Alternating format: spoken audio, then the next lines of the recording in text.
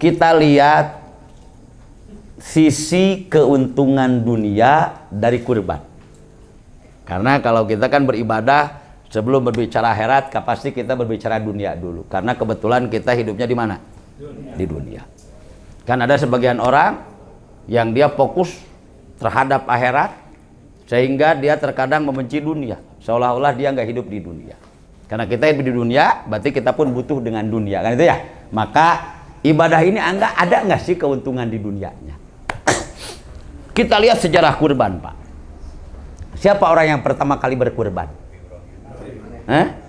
Sebetulnya yang pertama kali melaksanakan kurban adalah anaknya Nabi Adam alaihissalam, Habil dan Qabil. Tapi tata caranya itu berbeda. Maka di dalam Islam semua menyatakan bahwa kurban itu adalah ajaran Nabi Ibrahim, dan yang pertama melaksanakan kurban adalah Nabi Ibrahim. Jadi ceritanya gini, Pak, dulu Nabi Ibrahim. Biar kita paham kurban, kenapa sih harus kurban? Saya harus kurban. Secara segi dunianya, nanti kalau akhirat udah jelas. Dulu, Pak, Nabi Ibrahim itu punya istri namanya Siti Sarah. Siti Saroh, kita sering menyebutnya Siti Sarah. Kalau agama lain sering menyebutnya Siti Saraswati.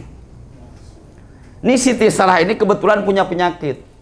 Apa penyakitnya? Siti Sarah ini mandul. Jadi artinya Siti Sarah ini kalau dalam zaman sekarang, masa sekarang mungkin dia diponis dokter nggak akan punya anak. Kalau domba bajirhu. Nah, jadi itu Siti Sarah dia nggak akan punya anak. Nabi Ibrahim berdoa sama Allah tiap hari, tiap malam. Nabi Ibrahim berdoa pengen punya anak. Doa Nabi Ibrahim yang paling fenomenal dan terkenal, dan ini harus sering kita baca juga karena ini berkaitan dengan anak kita. Nabi Ibrahim berdoa, Rabbi habli minas sholihin, ya Allah berikanlah aku anak yang soleh. Jadi Nabi Ibrahim tiap hari, tiap malam dia berdoa, Rabbi habli minas sholihin, Rabbi habli minas sholihin, ya Allah berikanlah aku anak yang soleh. Berapa lama Nabi Ibrahim berdoa? Nabi Ibrahim saking pengennya punya anak, dia berdoa selama 80 tahun. Kalau kita kan berdoa biasanya semalam 2 malam, nggak dapat ijabah, gagal, gagal. Awas. Urang mah ngadu mate teh diijabah wae. Awas, hati-hati. Nabi Ibrahim sekelas nabi yang pangkatnya itu Khalilullah, kekasih Allah. 80 tahun dia berdoa. Setelah 80 tahun datanglah ijabah Allah. Ibrahim, kalau kamu pengen punya anak, maka kamu harus nikah lagi. Akhirnya Nabi Ibrahim pun menikah. Dengan siapa Nabi Ibrahim menikah? Yang kedua kalinya Nabi Ibrahim menikah dengan Siti Hajar. Siapa Siti Hajar? Siti Hajar itu adalah pembantu daripada Siti Sarah. Jadi Nabi Ibrahim, Siti Sarah di rumah dia punya pembantu, punya budak kalau dulu. Kalau sekarang pembantu namanya Siti Hajar. Siti Hajar ini keturunan daripada kalau sekarang daerah sekitar Maroko. Jadi orang kulit hitam yang kebayang sama bapak bagaimana bentuknya. Nabi Ibrahim menikah dengan Siti Hajar. Jadi kalau tadi bapak enak ya nikah lagi. Ya nikah lagi, cuma nikah sama pembantu. Ini mau nikah lagi sama artis, nggak jadi. Gagal itu mah gagal. Nabi Ibrahim nikahlah dengan Siti siapa? Siti Hajar. Alhamdulillah Nabi Ibrahim dikaruniai anak. Siapa? Nabi Ismail alaihi salam. Menikah, punya anak Nabi Ismail. Singkat cerita. Saya nggak akan ceritakan perjalanannya karena terlalu panjang juga. Karena ini nyambung nanti dengan Ka'bah, nyambung dengan Arafah terlalu panjang. Nyambung lagi dengan haji terlalu panjang. Karena ibadah haji dan ibadah kurban ini salah satu ibadah peninggalan daripada Nabi Ibrahim ajarannya. Begitu Nabi Ismail memasuki usia, kalau anak sekarang sekitar 5 atau 7 tahun. Di dalam Quran disebutkan sa'ya. Sa'ya itu muncul orangnya budak anu mejeuna pikara sepen. Budak nu mejeuna pikara sepen. Orang boga budak pas ayahnya, aduh keur mejeuna dinangna neng Pak. labu seuntik kuat nyeri, hati teh udah kurang labu. Nah, Nabi Ibrahim, Nabi Ismail seperti itu. Suatu hari Nabi Ibrahim bermimpi. Di dalam mimpinya Nabi Ibrahim disuruh oleh Allah untuk mengorbankan Nabi Ismail, menyembelih Nabi Ismail. Nabi Ibrahim berfikir, bertafakur, itulah yang disebut dengan hari Arafah. Sembelih jangan, sembelih jangan, sembelih jangan. Bermimpi lagi sampai 3 kali Nabi Ibrahim bermimpi. Akhirnya Nabi Ibrahim memanggil Nabi Ismail, "Ya bunayya, anakku, bapakmu ini bermimpi. Di dalam mimpi bapakmu ini disuruh oleh Allah untuk menyembelihmu. Bapakmu ini, aku ini bermimpi disuruh oleh Allah untuk mengkurbankanmu, menyembelihmu di hari Idul Adha." Bayangkan Pak, kalau seandainya kita disuruh Allah sesuatu yang lumayan berat, berani nggak? Berani nggak kira-kira? Berani nggak? Kita jangankan untuk menyembelih anak kita, Rasul dan Allah menyuruh kita sholat tahajud. Berani nggak? Tiris, duh kudangna itu sok carangkel suku. Katisan itu can kape, segala dibaca we pan, segala dibaca. Abdi mah gaduh panyawat pilek itu cenah kitu. Tikau katisan batuk, jatah segala dibaca. Nya, Nabi Ibrahim dititah mencit budak. Nah, aku disuruh untuk menyembelihmu. Siapa yang nyuruh? Allah. Hebatnya jawaban daripada Nabi Ismail. Kalau memang itu perintah Allah, sembelihlah aku. Wah, mantap. Hebatnya. Pencit, Pak, tong cekcok. Allah nu nitah mah. Kitu mun cek urang mah, mun cek bahasa urang mah, tong cekcok, Pak. Allah nitah mah pencit we. Oh, nya. Bebe jadi Nabi Ibrahim kasih Siti Hajar da kanu ngandungna. Pan ari budak mah heuh hakikatna mah nu indungna teh nya. Da urang mah teh milu ngahejeun acan pan.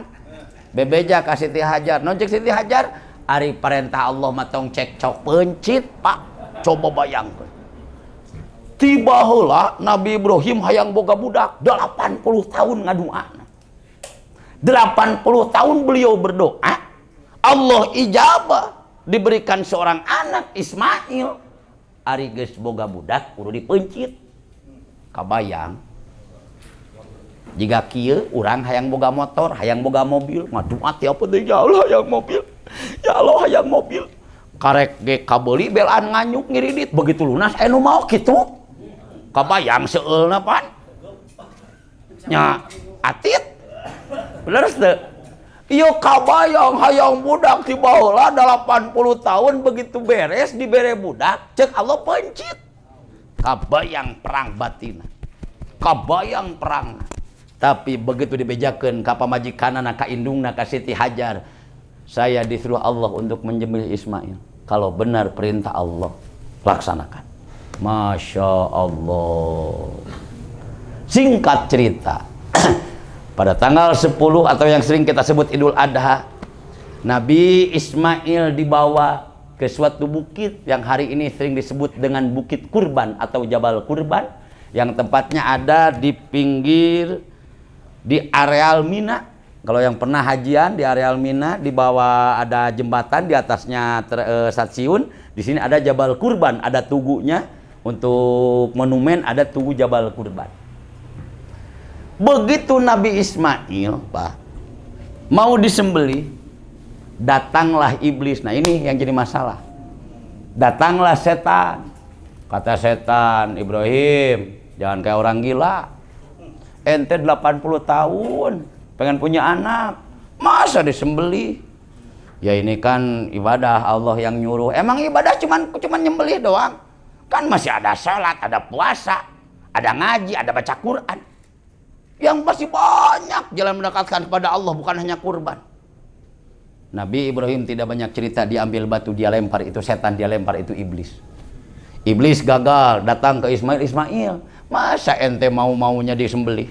Ente kan baru lahir, baru usia sekian, ente belum main belum kemana-mana, jangan mau. Oh ini kan perintah Allah, ibadah masih banyak Ismail. Ambil batu dilempar lagi, sampai akhirnya itu iblis datang ke Siti Hajar. Hajar, cegah suamimu untuk menyembelih Ismail. Kenapa? Itu anakmu, ente ngandung 9 bulan, menyusui 2 tahun. Emangnya Ibrahim pernah ngalamin? Mau-mau aja. Itu kan perintah Allah. Masih banyak ibadah kepada Allah selain daripada kurban. Ada sholat, ada puasa, ada ngaji Quran dan lain sebagainya. Tinggalkan dulu yang itu, jangan.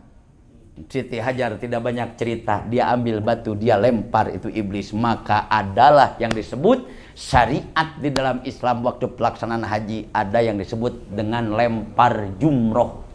Lempar jumroh 3 kali. Pas Siti Hajar, Nabi Ismail, Nabi Ibrahim. Itu hakikatnya adalah perjalanan kurban. Singkat cerita, Nabi Ismail akhirnya disembelih sama Nabi Ibrahim. Begitu dibacakan takbir, Allahu Akbar, Allahu Akbar, Allahu Akbar. Begitu golok mau nyampe kepada leher Nabi Ibrahim, Allah perintahkan kepada malaikat Jibril, ambil Ismail, ganti dengan gibas atau ganti dengan kambing. Akhirnya Nabi Ismail selamat, yang disembelih adalah kambing. Alhamdulillah. Beres pelaksanaan kurban. Ada yang hebat. Apa yang hebat? Siti Sarah, istri pertama Nabi Ibrahim, yang diponis mandul dari semenjak nikah sampai 80 tahun lebih tidak pernah hamil. Begitu pelaksanaan kurban, Allah berikan anugerah, Nabi Siti Sarah hamil dan lahirlah Nabi Ishak alaihi salam. Kebayang ceritanya? Paham ceritanya? Nah, kita ambil hikmahnya. Apa hikmahnya?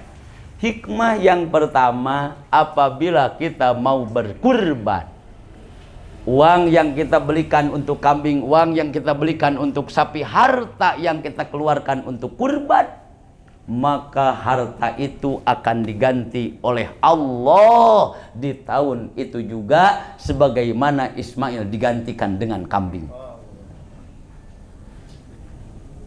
Insya